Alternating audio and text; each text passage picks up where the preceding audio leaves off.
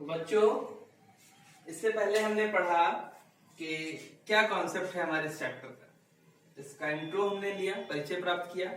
जैसा कि मैंने पहले ही बताया था कि आने वाले अगले वीडियो में आपको बताएंगे हम कि अरब में इस्लाम का उदय और उनकी धार्मिक निष्ठा तथा समुदाय ये सब कैसे तैयार हुआ। चलिए हम लोग इसी को शुरू करते हैं। टॉपिक है हमारा अरब में इस्लाम का उदय। ठीक,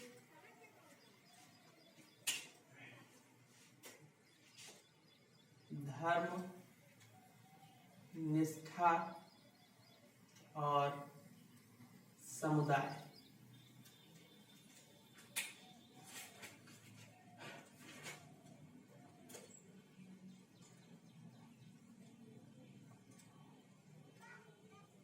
और राजनीति। ठीक, इन्होंने अपना रिलीजियस फ्यूचर जिसमें देखा, उसी में पॉलिटिकल फ्यूचर भी देखा। इन्होंने जब ये देखा कि मेरा जो धार्मिक भविष्य है जहां पर पूर्ण प्राप्त हो सकता है, तो वहीं पर मेरा राजनीतिक लक्ष्य भी प्राप्त हो सकता है। यानी अगर हम किसी संप्रदाय को, किसी क्षेत्र को, समुदाय को धर्म में समाहित करते हैं तो इनडायरेक्ट वे में अगर हम प्रयास करें तो धीरे धीरे उसे अपने राजनीतिक नियंत्रण में भी ला सकते हैं। क्यों?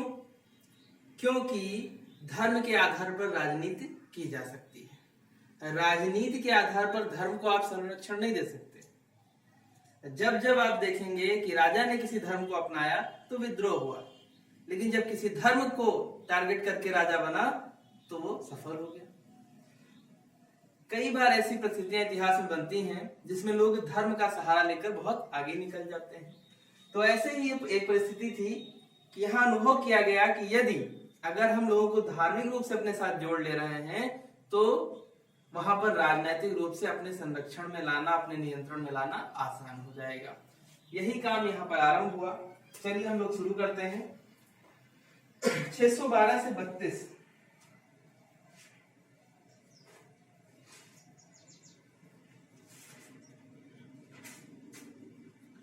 सन 612 से 632 ईस्वी, इसके मध्य हजरत मोहम्मद साहब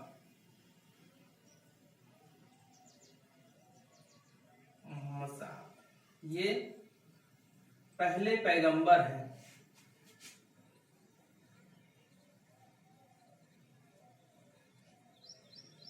इस्लाम धर्म के। ठीक, इन्हें इस्लाम धर्म का पहला पैगंबर माना जाता है, यानी कि पहला वो व्यक्ति माना जाता है जो ईश्वर के द्वारा भेजा गया कि जाइए और आप मेरे धर्म का प्रचार प्रसार कीजिए, मेरा अनुसरण आरंभ कराइए उस क्षेत्र में। ठीक,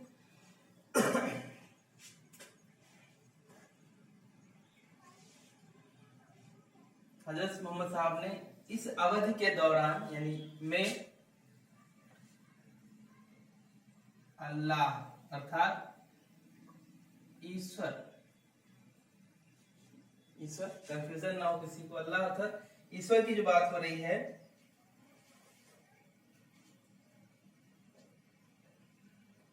की पूजा अर्थात इबादत का आस्तिकों में, ठीक, उस समय वहां पर आस्तिक शब्द का प्रयोग होता नहीं था। ये हिंदी धर्म से रिलेटेड है, सनातन से जुड़ा हुआ है, संस्कृति से जुड़ा हुआ है। आस्तिक का मतलब होता है ईश्वर में विश्वास रखने वाला। वहां पर क्या होता था? उम्मा। तो अल्लाह या ईश्वर की पूजा का आस्तिकों में प्रसार किया, यानी प्रचार व प्रसार किया। ठीक, अगर सिंपल सा कहें तो हजरत मोहम्मद साहब ने अल्लाह की इबादत का आस्तिकों में प्रसार किया। ठीक, समझने के लिए कुछ और शब्दों का प्रयोग साथ में किया गया है, आपकी पुस्तक में भी और मैंने भी किया।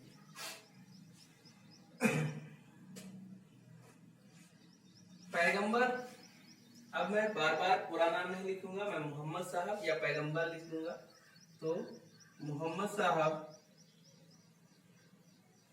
संस्कृति की दृष्टि से कहते नहीं आपकी सभ्यता आपकी संस्कृति, तो वो वाली संस्कृति, संस्कृत नहीं संस्कृति, तो संस्कृति की दृष्टि से अरबी मूल के थे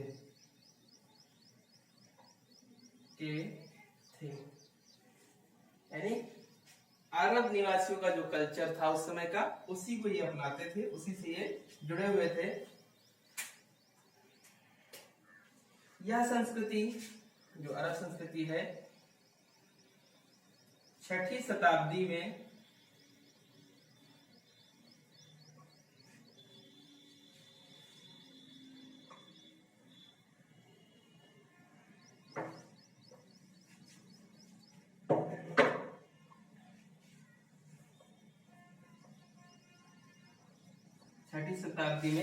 अरब प्रायद्वीप व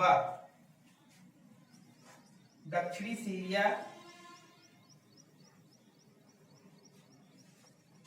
साथ में दक्षिणी सीरिया व मेसोपोटामिया, आप लोग इससे पहले पढ़ चुके हैं मेसोपोटामिया। तो मैंने वहां पर बताया था कि धीरे धीरे अरबों का प्रभाव इधर बढ़ने लगा और इनका प्रभाव कम होने लगा। तो वही प्रक्रिया थी कि मेसोपोटामिया तक ही सीमित था,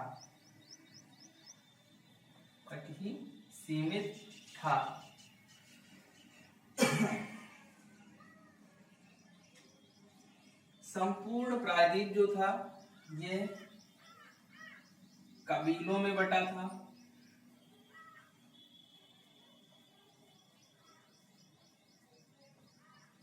संपूर्ण प्रायद्वीप जो था वो कबीलों में बटा हुआ था और प्रत्येक कबीले का एक मुखिया होता था। प्रत्येक कबीले का अपना एक मुखिया होता था। अब यहाँ समस्या यह उत्पन्न होती थी कि मुखिया कैसे बनता था। तो ज्यादातर मुद्दों पर पता चला है कि वह पैतृक होता था, यानी पिता के बाद पुत्र बनता था। लेकिन कुछ क्षेत्रों में ऐसा पता चलता है कि इसका जो मानक था वो था व्यक्ति की व्यक्तिगत उसका व्यक्तिगत साहस, बुद्धिमानी व उदारता। ठीक, अब देखिए यहाँ हमने देख लिया ये परिस्थितियां, इनका उद्देश्य क्या था, इन्होंने काम क्या किया। फिर जब हम आगे बढ़े तो हमने देखा कि इनकी जो संस्कृति थी, इनका जो कल्चर था वो अरब का कल्चर था, अरबी कल्चर से रिलेटेड थे। और ये अरबी कल्चर जो था वो 6ठी शताब्दी में अरब प्रायद्वीप, दक्षिणी सीरिया और मेसोपोटामिया में फैला हुआ था। यानी कि इनकी सभ्यता के लोग यहाँ तक मिल रहे हैं, इनकी तरह रहने, खाने और बोलने वाले। ठीक, ये सिचुएशन है यहाँ तक। फिर उसके बाद जब हम आगे बढ़ते हैं तो देखते हैं कि इनके कबीले में जो परिस्थितियां बन रही हैं, इनके कबीले में जो लोग रहने वाले हैं उनका मुखिया कैसे निर्धारित होता है। तो मुखिया निर्धारित होने की प्रक्रिया यह होती है कि सामान्यतः तो कुछ हद तक ये निर्धारित होता था कि जिसका पिता होगा उसी का पुत्र आगे मुखिया बनेगा या शेख कहलाता था। जो इनका मुखिया होता था उसे शेख कहा जाता था। शेख कहा जाता था, तो शेख वह बनेगा। लेकिन कुछ हद तक यह भी प्रभावित होता था, यह भी ज्यादा ध्यान रखने वाली बात होती थी, महत्व दिया जाता था इसको कि वह व्यक्ति व्यक्तिगत रूप से साहसी भी हो, बुद्धिमान भी हो और उदारतापूर्ण व्यवहार करने वाला भी होना चाहिए। यानी ये भी इसके साथ साथ मानक थे। ऐसा नहीं था कि किसी को भी पिता के मुखिया होने के कारण पुत्र को बना दिया जाएगा। उसमें ये व्यक्तिगत गुण जो होते थे वो भी तलाशे जाते थे।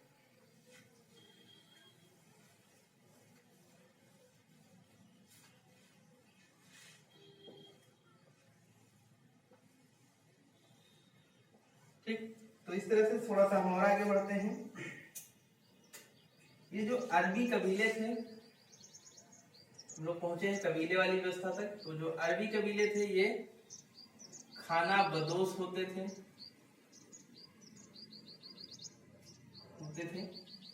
आप लोगों ने इससे पहले ही क्लासेस की जो किताबें पढ़ी होंगी 9-10 की, तो उसमें आपको एक यायावर संप्रदाय मिला होगा या घुमंतु।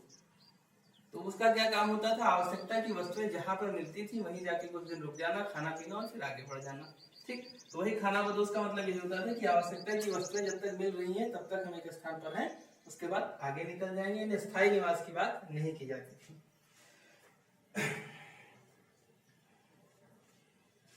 इनके खाने का जो मूल आहार था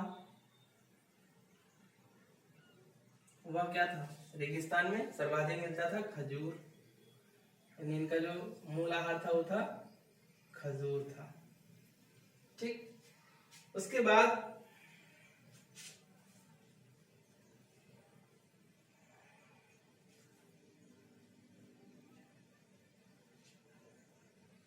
अपने ऊंटों के लिए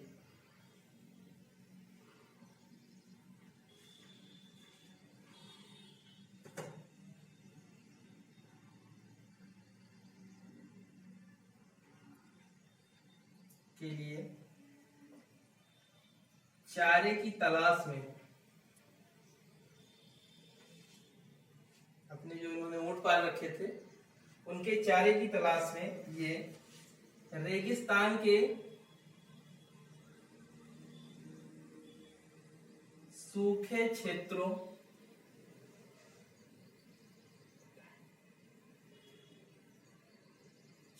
से निकलकर हरे भरे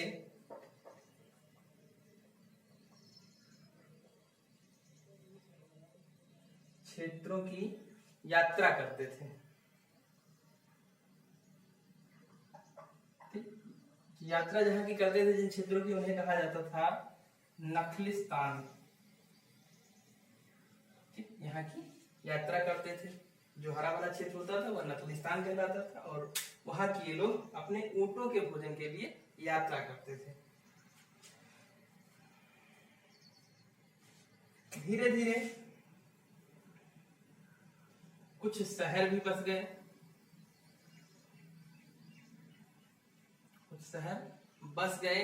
और शहरों की संरचना बसने में सबसे पहले जो वर्ग उदित होता है वो होता है व्यापारी। यानी कि जो शहर बस गए और साथ ही साथ व्यापारी वर्ग का उदय हुआ। ठीक, यानी कबीलाई लोग धीरे धीरे परिवर्तित जीवन को अपना रहे हैं, और उस परिवर्तित जीवन में पहला क्रम क्या आता है, शहर का बसना। शहरों के बसने से व्यापारी वर्ग का उदय हो गया, यानी स्थायी जीवन की बात आरंभ हो चुकी है।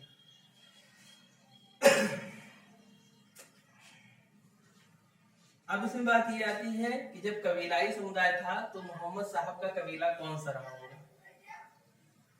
तो मोहम्मद साहब जो थे ये कुरैश कबीले से संबंधित थे।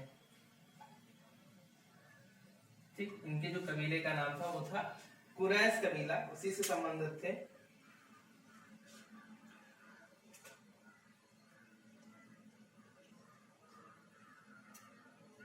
ये जो इनका कबीला था उसका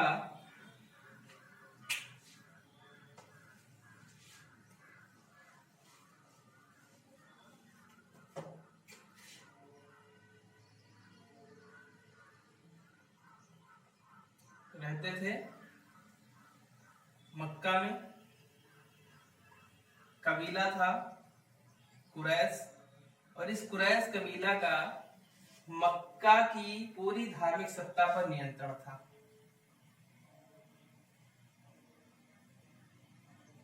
धार्मिक सत्ता पर नियंत्रण था। ठीक, जो रिलीजियस सिस्टम था उस पूरी व्यवस्था पर मक्का के इन्हीं के कबीले का नियंत्रण था। यानी कि ये धार्मिक गतिविधि या क्रियाकलाप एक तरह से पैतृक था इनका। मक्का में एक घनाकार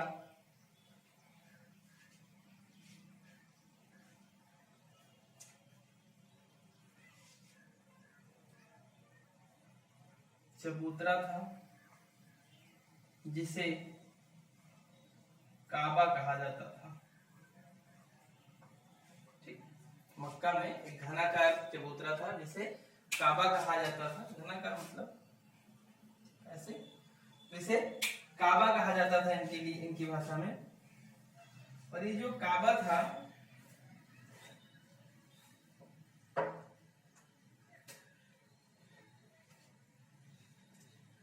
इस पर इसे बाहर के कबीलों के लोग भी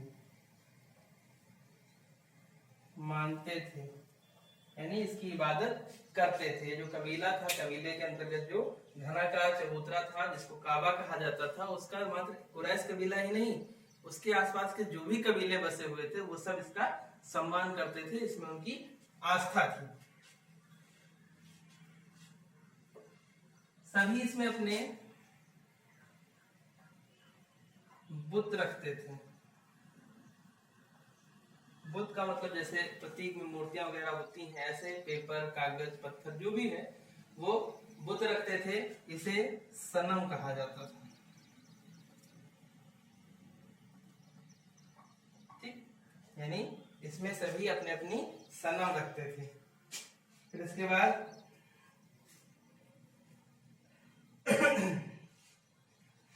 इसके मानने वाले प्रतिवर्ष यहाँ की यात्रा करते थे। ठीक, जिसे हज कहा जाता है।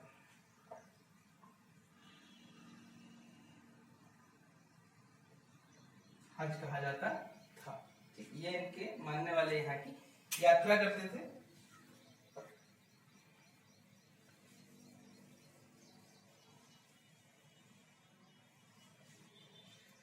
तो ये जो मक्का है, मक्का में जहां काबा स्थित है, ये मक्का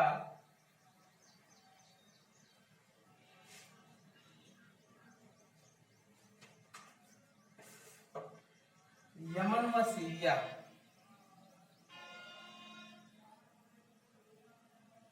के मार्ग में पड़ता था।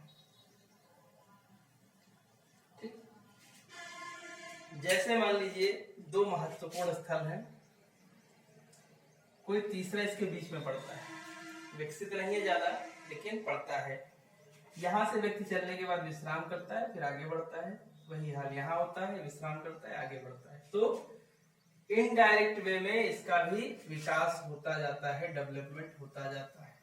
ठीक, हाईवेज के किनारे लोग जमीनें खरीद के शॉप बनाने की कोशिश क्यों करते हैं, किसी रोड के किनारे बनाने की क्यों कोशिश करते हैं? ताकि लोग उस पे निकलने वाले, गुजरने वाले जो हैं, उनसे व्यापार किया जा सके, लाभ कमाया जा सके। यही उद्देश्य होता है इन रोड पर व्यवस्था करने वालों का। तो ठीक इसी तरह यमन व सीरिया के बीच जो व्यापार होता था, उसके व्यापारी मक्का में विश्राम करते थे, फिर आगे बढ़ते थे। इस तरह से ये एक तरह का मध्यस्थ था, एक ऐसा क्षेत्र था जिसका महत्व बढ़ जाता है इन दोनों के व्यापारिक संबंधों के कारण।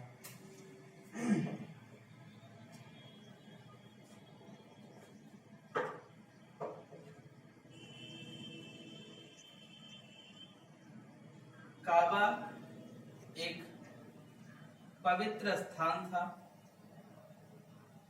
ठीक, इस पवित्र स्थान को हरम कहा जाता है। अभी आप लोग जब आगे पढ़ेंगे मुगल काल, तो उसमें देखेंगे कि मुगल शासकों की महिलाएं जो है उनके परिवार की, वो हरम में रहती हैं, यानी वो जहां रहती है जिस महल में, उसको हरम कहा जाता है, यानी पवित्र स्थान कहा जाता था। ये जो काबा था इसको पवित्र स्थान कहा जाता था, यानी यादवी भाषा में या अरबी भाषा में इसे हरम की संज्ञा दी जाती है। सभी